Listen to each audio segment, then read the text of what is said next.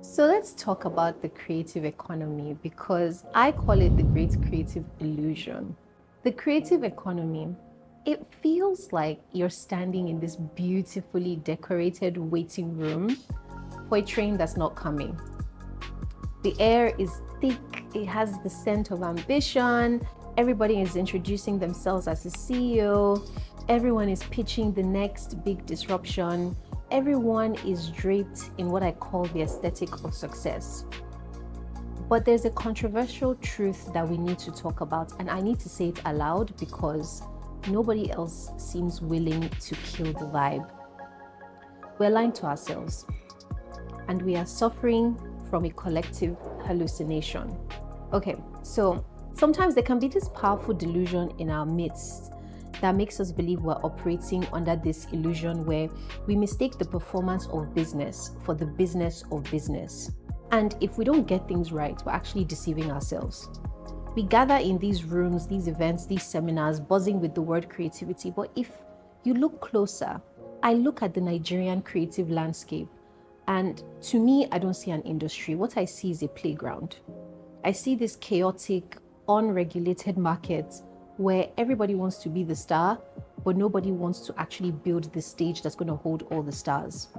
And because of that, we're living under a perpetual state of potential that never actually converts into power. It is a quiet tragedy that's unfolding where we celebrate the geniuses, we celebrate the creators, we celebrate the artists, but who's talking about the infrastructure? Actually, stop. Who's building the infrastructure? We've convinced ourselves that genius and creativity is enough. But if you have genius without infrastructure, it's fireworks, it's banger, it's bright for a moment, and then it's gone. It leaves nothing but smoke, it leaves nothing but memory. We have a noisy, colorful, high-energy creative marketplace where billions of naira are exchanging hands in the shadows. Yet, hardly any of it is captured, structured, or compounded into generational wealth. And nobody seems to be panicking about the fact that we're building skyscrapers on top of sand.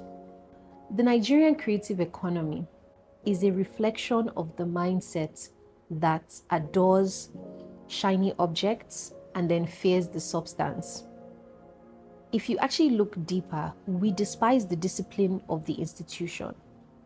I look at our industry and I see a very big lag. It feels as though we're living 2 years behind the rest of the world. Let's actually take a look at the data.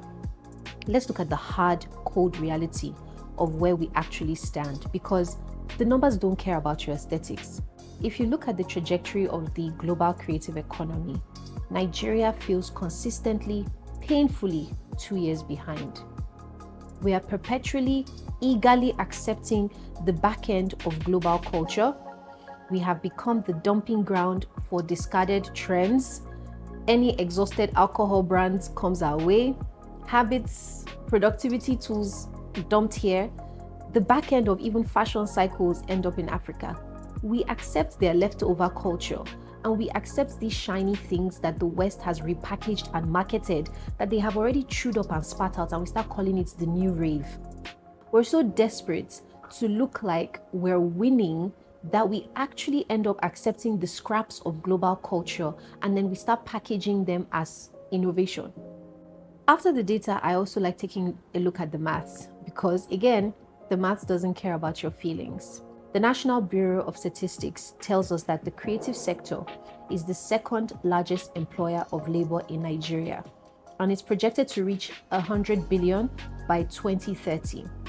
It sounds amazing, right? Oh yeah, of course. But let's dig deeper. Where is the equity? If this industry is worth billions, then why are 90% of its participants one bad month away from bankruptcy? Why do we have musicians that are earning millions in streaming royalties who cannot access a corporate mortgage because they don't have 3 years of audited tax returns? The truth of the matter is, we are serving leftovers as a feast, and then we're all applauding because we have lost our conviction. And a people who do not value their own essence will always be impressed by somebody else's excess. If you want to know the mindset of a generation, look at what they let lead. We have let the shiny objects lead. And in doing so, we have sacrificed our heritage. We have let the dopamine hit of social media validation replace the deep, slow work of legacy building. If everyone is willing to accept any deal, any client, hire any team, and build any structure, then nobody is building for the next generation. Again, I say that we are constructing sandcastles that's going to dissolve with the first wave of real economic pressure. We have actually lost the people who are willing to stand 10 toes down on their values and say, no, I will not take that deal because it dilutes the vision. Instead, we have a generation of mercenaries who will sign anything for a check because they have no long-term strategy for dominion. So if you take a look at the creative space, half of what we're always screaming about is we demand investment. And yet, most of us are operating in chaos. We have 500 CEOs for every one institution. And that ratio is the reason we are poor.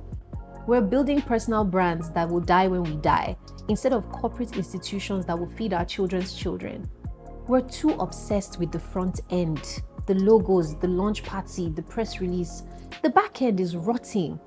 The operational infrastructure that will actually hold weight in the creative economy is non-existent. We are always screaming for funding. And dare I say, there's at least 7 countries in Nigeria who are heavily investing in the creative economy. We look at these ministries and we're asking, okay, where is the money? We're looking at global investors and we're saying, oh, why not us? Let me tell you an uncomfortable truth. Have you looked at your company? And I mean, have you really looked at it? Do you think BlackRock, who is in Nigeria, by the way, or Vanguard, or even serious local venture capital is going to deploy millions of dollars into an entity that is essentially just a chaotic Instagram page with a bank account? So do you also truly believe that all this global capital that is flowing into Africa is looking for unregistered entities that have no audit trails, no structured HR, no operational pedigree? Do you think that they are looking to deploy money into the African digital economy on vibes? Do you think they are looking for a viral video? They are not looking for your genius. They're looking for your governance. It's 2 words: corporate governance. They are looking for the boring, unsexy, difficult work that we as creatives refuse to do. So let me ask you some questions. Where are your audit records? Where's your operational pedigree? Where is your HR structure that survives you, the founder? Do you have a history of compliance? Do you have a succession plan? Where are your standard operating procedures? SOPs, basically. Other questions that they're going to ask you. Can you show me 3 years of clean books stamped by a chartered accountant? Can you show me your tax clearance certificates? Can you show me a valuation report of your intellectual property? We'll even talk about that in another video. That isn't based on your potential, but actual historical data of your creativity that belongs to you. Show me your board of directors. Show me your non-executive board. These are people you can even hire as advisors. And no, I don't mean your manager, your brother, or your best friend from university. I mean, do you have independent, seasoned directors or even an advisory board who have the legal authority to fire you if you act reckless? We keep trying to pour the wine of global investment into wineskin of hustle culture, and we start wondering why it's spilling. Investors are looking for heritage. They're looking for pedigree. Above all, they're seeking structural authority, and they're looking for the companies who are globally ready. They are looking for businesses that are built to pass the test of time. You cannot build a Fortune 500 equivalent of a creative agency on Inshallah Energy. You cannot do that. Right now, I don't think we have up to 500 creative corporate entities in Nigeria that can operate with the structural integrity of a Fortune 500 company. We're focused on the immediate gratification, the fleeting shimmer. We're ignoring the bedrock of corporate structure. Wake up, you guys, we have to wake up. And this is the African curse. We build empires that die with us. We have big men, we have big madams. We don't have any big institutions. Look at the creative agencies. Look at the fashion houses. Look at the production companies. All those ones that came from the 90s, where are they now? Most of them dead, graveyards. Do you know why? Because there was no transfer of structure. There was no back end. We have too much front end engineers. And the world is looking at Africa right now. The digital economy is opening up. The oil of this century is creative capital. But if we do not build the vessels to hold this oil, it will spill. It will be extracted by foreign entities that do have the structure, and we will end up as employees in our own markets. There is a phenomenal amount of work to be done. It is too much. We need to stop patting ourselves on the back for being creative. Everyone is creative. My grandmother is creative. Creativity is the baseline. It is the entry fee. It is not what is going to differentiate you in this market. The differentiator is order. In fact, the differentiator from 2026 is structure. The differentiator is the ability to take the raw, chaotic, beautiful genius that you have and pour it into a rigid, boring, unsexy container called an institution so that it can travel beyond you. You cannot export chaos. You can only export finished products. And right now, our industry is too disorganized to be exported at scale. All I'm just trying to say is that it's time for this generation to wake up from the fever dream of clout. We need fewer CEOs. We need more builders. We need fewer personal brands. We need more corporate creative institutions. We need operator-led creatives. That's all I'm asking or saying. Because an institution is built on the unglamorous bedrock of systems, laws, and structure. It is built by people who have enough humility to submit their genius to a process. So to the creators, the visionaries, the leaders, what I have to say is that your talent is God-given, but your structure is man-made. God will not do for you what He has given you the brain to structure for yourself. We cannot afford to raise another generation of gig workers, freelancers, disguised as moguls.